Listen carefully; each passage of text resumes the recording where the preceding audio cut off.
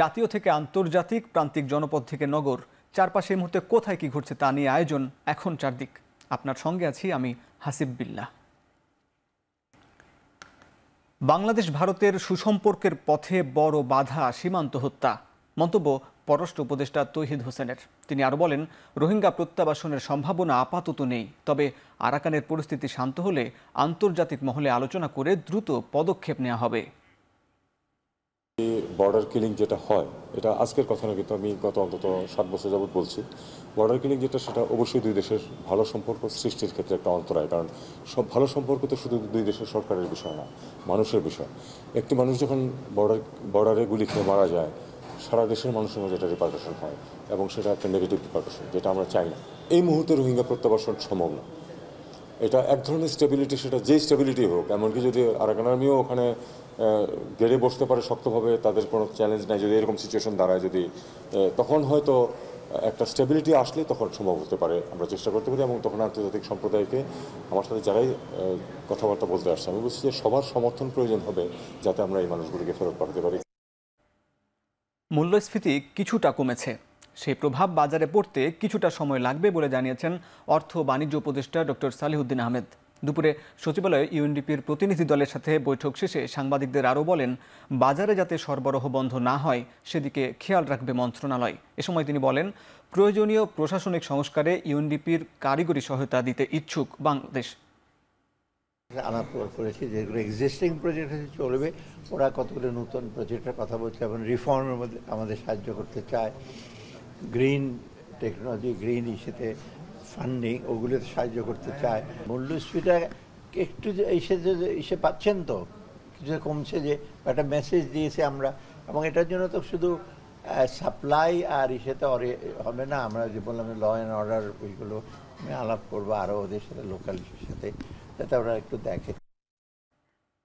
অন্তর্বর্তী সরকারের প্রধান উপদেষ্টা অধ্যাপক ডক্টর মোহাম্মদ ইউনুসের সঙ্গে বাংলাদেশে নিযুক্ত ভ্যাটিকানের রাষ্ট্রদূত কেভিন এস র্যান্ডেল সৌজন্য সাক্ষাৎ করেছেন। ঢাকায় রাষ্ট্রীয় অতিথি ভবন যমুনায় এ সাক্ষাৎ অনুষ্ঠিত হয়। সাক্ষাতে দেশের ধর্মীয়, সংখ্যালঘু আন্তঃমন্ত্রণালয় সংলাপ, রোহিঙ্গাদের মানবিক সহায়তা এবং নিউ ইয়র্কে অনুষ্ঠেয় জাতিসংঘ সাধারণ পরিষদের আসন্ন অধিবেশনের বিষয়ে আলোচনা হয়। ভ্যাটিকান রাষ্ট্রদূত বলেন, ভ্যাটিকান সিটির আন্তঃধর্মীয় সংলাপ বিভাগের প্রতিনিধি দল এবং বাংলাদেশের ইসলামী স্কলারদের মধ্যে একটি আন্তঃধর্মীয় সংলাপের আয়োজনের প্রস্তাব দেওয়া হয়েছে। এ সময় প্রধান উপদেষ্টা বলেন, অন্তর্বর্তী সরকারের প্রধান লক্ষ্য হচ্ছে আইন শৃঙ্খলা পরিস্থিতির উন্নতি। এ সময় এক্ষেত্রে বেশ অগ্রগতি অর্জিত হয়েছে বলেও জানান তিনি। ছাত্র জনতার অভ্যুত্থানে আহতদের সামাজিক নিরাপত্তার আওতায় আনা হবে বলে জানিয়েছেন সমাজ কল্যাণ উপদেষ্টা শারমিন এস মুর্শিদ। বিকেলে সচিবালয়ে অন্তর্বর্তী সরকারের 1 মাস পূর্তি উপলক্ষে সংবাদ সম্মেলনে কথা বলেন তিনি। এ সময় ক্ষুদ্র ঋণ ও সামাজিক ব্যবসার মাধ্যমে আহত ও তাদের পরিবারকে স্বাবলম্বী করার অঙ্গীকারও করেন উপদেষ্টা। এছাড়াও চলমান কোনো সামাজিক নিরাপত্তার আওতায় চলমান ভাতা বন্ধ করা হবে না বলেও জানান এই উপদেষ্টা। আমাদের সেফটি নেটের ভেতরে আমরা এনেছি, কাজটা শুরু করেছি, এবং একেবারে এমার্জেন্সি বেসিসে এরকম 4টা পরিবারকে আমরা 1 থোক টাকা দিয়েছি। আমরা গ্রহিতা তৈরি করতে চাই না, আমরা হাত পেতে নেওয়ার অভ্যেসটা থেকে সরে আসতে চাই। আমরা সামাজিক ব্যবসার ভিতরে আনবো, 2টা উপকার হবে। এটা উগ্র সুদের উপরে নির্ভর কখনোই করবে না, এটা অত্যন্ত সংবেদনশীল ব্যবসা এবং প্রকল্পটাকে নিজের পায়ে দাঁড় করাতে সাহায্য করবে। আগামী 22 সেপ্টেম্বর থেকে ঢাকা বিশ্ববিদ্যালয়ের ক্লাস চালুর বিষয়ে প্রভোস্ট স্ট্যান্ডিং কমিটির সভায় আলোচনা হয়েছে। এ বিষয়ে প্রয়োজনীয় ব্যবস্থা গ্রহণের জন্য প্রভোস্টদের নির্দেশনা দেওয়া হয়েছে। সোমবার বিশ্ববিদ্যালয়ের অধ্যাপক আব্দুল মতিন চৌধুরীর ভার্চুয়াল ক্লাসরুমে উপাচার্য অধ্যাপক ডক্টর নিয়াজ আহমেদ খানের সভাপতিত্বে সভা অনুষ্ঠিত হয়। সভায় বিশ্ববিদ্যালয়ের সকল আবাসিক হলে গণরুম বিলুপ্তির সিদ্ধান্ত গৃহীত হয়। এছাড়াও হলের গেস্ট রুমকে সহশিক্ষামূলক কার্যক্রমে ব্যবহার উপযোগী হিসাবে গড়ে তোলার সিদ্ধান্ত নেওয়া হয়েছে।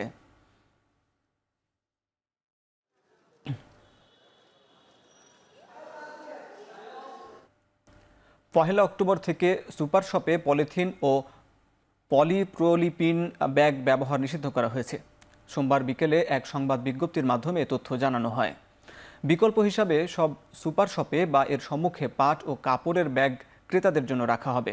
সচিবালয়ে পরিবেশ, বন ও জলবায়ু মন্ত্রণালয়ের সভাকক্ষে পলিথিন শপিং ব্যাগের নিষেধাজ্ঞা কার্যকর করতে কর্ম পরিকল্পনা প্রণয়নের লক্ষ্যে স্টেক হোল্ডারদের সাথে অনুষ্ঠিত সভায় পরিবেশ উপদেষ্টা বলেন, 1 সপ্তাহের মধ্যে সুপার শপের সাথে সভা করে পাটের শপিং ব্যাগ এর সরবরাহ নিশ্চিতে প্রয়োজনীয় ব্যবস্থা গ্রহণ করা হবে।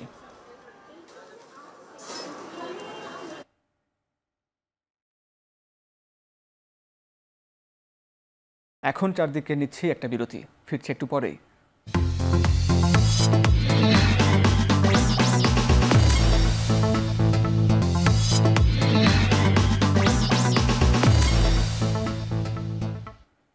বিরতির পর ফিরে এলাম, দেখছেন এখন চারদিক। দুর্নীতি, অন্যায় ও চাঁদাবাজের বিরুদ্ধে বিভাগীয় ছাত্র জনতা মৈত্রী সফরে বরিশালের সমন্বয়কদের সাথে মতবিনিময় করেছেন কেন্দ্রীয় সমন্বয়করা। সোমবার বেলা 12:30টায় বরিশাল বিশ্ববিদ্যালয়ের জীবনানন্দ দাস সম্মেলন কক্ষে মতবিনিময়ে কেন্দ্রীয় সমন্বয়করা বলেন, একটি নতুন বাংলাদেশ গড়ার লক্ষ্যে রাষ্ট্র সংস্কার করতে হবে। এজন্য সারা দেশের ছাত্র জনতাকে ঐক্যবদ্ধ করতে তাদের এই বিভাগীয় ছাত্র জনতা মৈত্রী সফর। তারা আরও বলেন, দেশটাকে নতুনভাবে গড়ে তোলা, দুর্নীতি ও চাঁদাবাজি মুক্ত করার জন্য সবাইকে ঐক্যবদ্ধভাবে কাজ করতে হবে। সভায় কেন্দ্রীয় সমন্বয়ক রায়ান ফেরদৌস, তৌহিদ আহমেদ আশিক সহ অন্যান্যরা বক্তব্য রাখেন।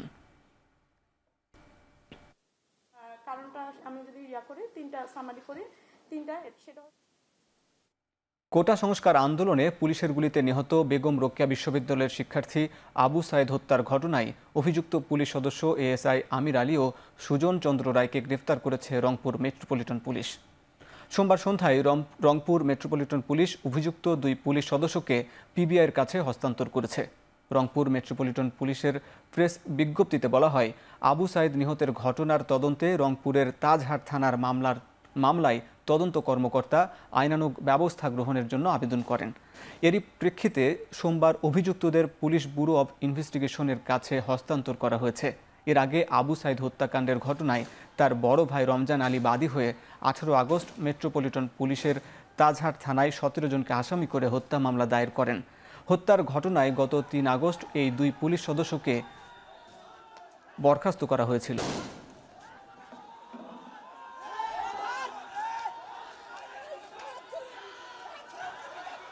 অন্তর্বর্তী সরকারকে সংস্কার কর্মসূচি তুলে ধরে দ্রুত সময়ে নির্বাচন দেওয়ার আহ্বান জানিয়েছেন বিএনপির মহাসচিব মির্জা ফখরুল ইসলাম আলমগীর। তিনি বলেন, জনগণের কাছে ক্ষমতা তুলে দিতে হবে। সোমবার সকালে জাতীয়তাবাদী মহিলা দলের 46তম প্রতিষ্ঠা বার্ষিকীতে সাবেক রাষ্ট্রপতি শহীদ জিয়াউর রহমানের সমাধিতে শ্রদ্ধা জানানো হয়। পরে দলের মহাসচিব বলেন, প্রতিবেশী দেশগুলোর সঙ্গে প্রভুসুলভ আচরণ করে যাচ্ছে ভারত। আমরা দেখতে পাচ্ছি শুধু বাংলাদেশ নয়, পার্শ্ববর্তী দেশগুলোর সঙ্গেও ভারতের সম্পর্ক খুব ভালো যাচ্ছে না। এটা অন্যতম প্রধান কারণ আমার কাছে যেটা মনে হয় যে ভারত সবসময় একটা প্রভুত্ব একটা রাজনীতি তারা এই দেশগুলোর সঙ্গে পার্শ্ববর্তী দেশগুলোর সঙ্গে করেছে, যেটা ভারতের জন্য শুভ বয়ে আনবে না, পার্শ্ববর্তী দেশগুলোর জন্য শুভ বয়ে আনবে। সুতরাং পারস্পরিক সম্মানের ভিত্তিতে, মর্যাদার ভিত্তিতে, পারস্পরিক স্বার্থের ভিত্তিতে এই সম্পর্কে গড়ে তোলা উচিত বলে আমরা মনে করি। রাষ্ট্র সংস্কারে অন্তর্বর্তী সরকারকে বিএনপি সময় দিয়ে যাবে বলে জানিয়েছেন বিএনপির স্থায়ী কমিটির সদস্য ও লিয়াজু কমিটির প্রধান আমির খসরু মাহমুদ চৌধুরী। গুলশানে বিএনপির চেয়ারপারসনের রাজনৈতিক কার্যালয়ে বিএনপি লিয়াজু কমিটির বৈঠক শেষে তিনি এ কথা বলেন। সবাই অনেক স্যাক্রিফাইস আছে, সবাই জেলে গেছে, বিভিন্নভাবে নির্যাতিত হয়েছে। আমাদের সেই ধারা অব্যাহত রেখে আমরা দেশ দ্বিতীয়বারের মতো স্বাধীন হওয়ার পরে আবার এই চ্যাপ্টারের জন্য আমরা কি করতে যাচ্ছি সবাই মিলে আলাপ আলোচনা করেছি আজকে, এবং এই আলাপ আলোচনার মধ্যে বর্তমান প্রেক্ষাপট, আগামী দিনের যে আগামীর বাংলাদেশের যে স্বপ্ন, সেটা নিয়ে আমাদের আলোচনা হয়েছে।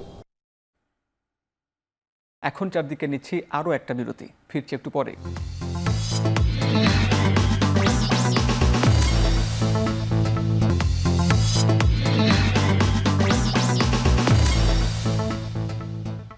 বিরতির পর ফিরে এলাম, দেখছেন এখন চারদিক। মেট্রো রেলের নতুন ব্যবস্থাপনা পরিচালক হয়েছেন মোহাম্মদ আব্দুর রউফ। এমএএন সিদ্দিকের চুক্তিভিত্তিক নিয়োগ বাতিল করে আব্দুর রউফকে দায়িত্ব দেওয়া হয়েছে।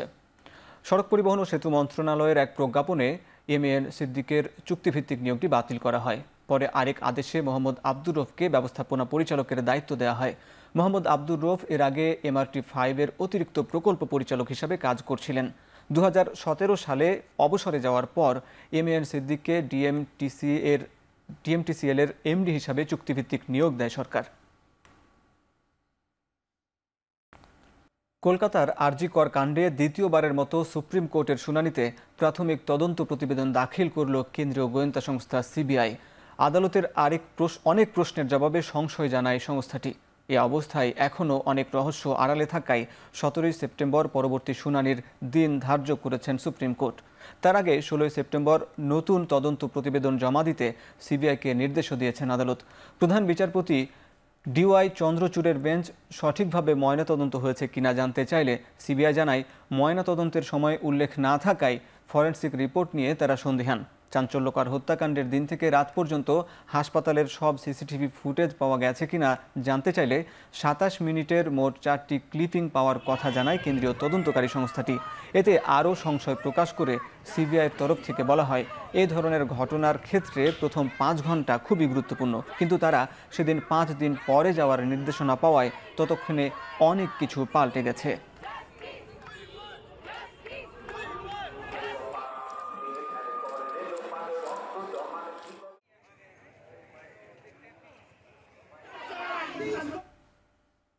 শেষ করছি এখন চারদিক। এখন চারদিক ওয়েবসাইটে দেখতে ভিজিট করুন www.ekhon.tv এবং এখন টেলিভিশন ফেসবুকে দেখতে ভিজিট করুন facebook.com/tv.ekhon এবং এখন টেলিভিশন ইউটিউবে দেখতে ভিজিট করুন youtube.com/siri/ekhon tv।